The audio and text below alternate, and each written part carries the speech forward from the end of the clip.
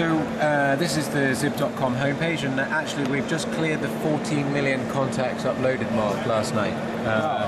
We've got 250,000 users, nearly 250,000 users, quarter of a million users in 140 countries around the world. We've done no marketing.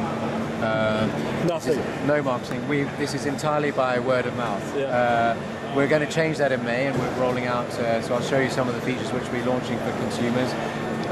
We're a B2C business, and say most of those consumers have come to us through word of mouth and sort of viral effect. I'm going to log in here. I won't record your password. Okay.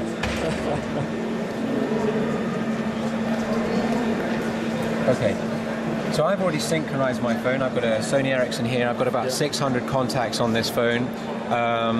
The process, and this is my live account. It's a 4 to 5 step process. It takes a few minutes to synchronize your contacts on your phone up to Zip.com.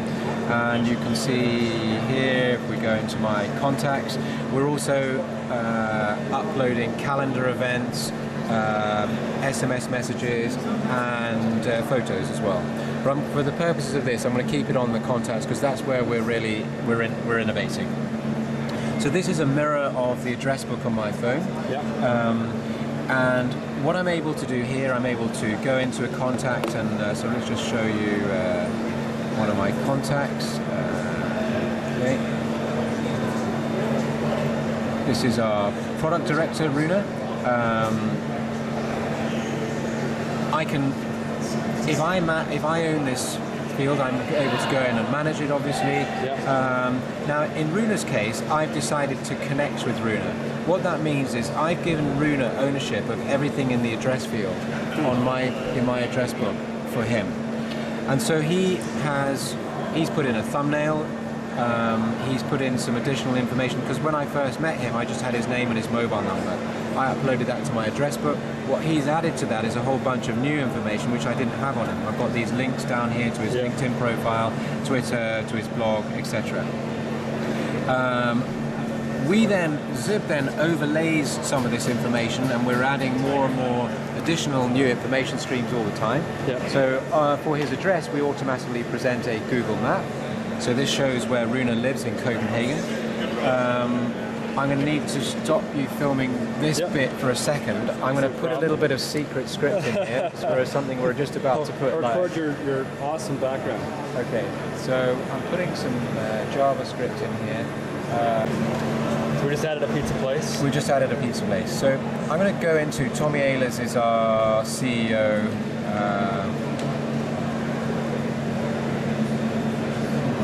Okay. Right, okay. I'm going to delete Tommy from my address book here. We didn't like him anyway. No, he's sort of left me on the stand on my own. That's so right. I'm going to delete him from my address book, and I'm going to delete him from my mobile as well. Okay, there he is. I'm going to go in there, delete him. So what I'm creating here is a sort of typical scenario that we see at the conference. Okay, so he's not in there and he's not on here. I meet Tommy at the conference. He says, "My name's Tommy, and here's my mobile number." That's all the information I have. Yeah. I add that to my address book. I can do this on the web or on my mobile. It doesn't really matter. They're both mirroring. They're both talking to each other. What I get back from Tommy is some information that Tommy has agreed, pre-approved, to share with anyone to whom he gives his mobile number. So he's presented a thumbnail, and then these links out. His live streams.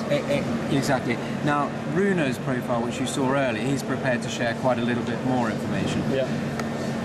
If I first arrived on this, I'm actually connected to Tommy because I work with him, but normally that would say connect. When I press connect, I then hand over ownership of this field to Tommy. Tommy makes any changes to this. I want to meet him at the World Mobile Congress in 2 years' time, 2010. I haven't spoken to him in the meantime. I'd log back in and I'd have his up-to-date information. He's maybe added in a work address, etc., etc. Cool.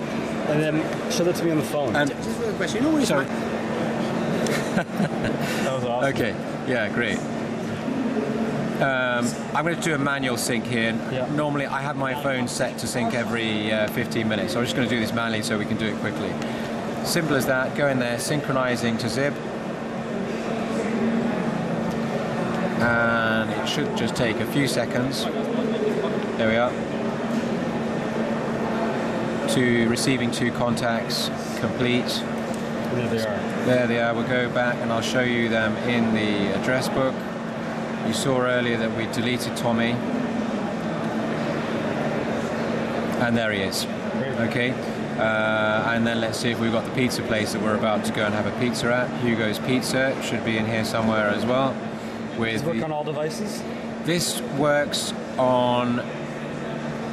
There we are. Cool. Hugo's Pizza Grill. Yeah. This works on over 450 Syncamel enabled phones. We've got 85 to 90% of the phones in the market covered by this. The ones that we aren't yet able to do are the smartphones, iPhone, PDAs, Windows mobile phones. So we're developing clients to be able to deliver those over the next Q2, Q3 this year. But the bulk of the mainstream phones we're able to cover with the current service. That's great. Thanks for the demo and the overview. Pleasure. Good to see you.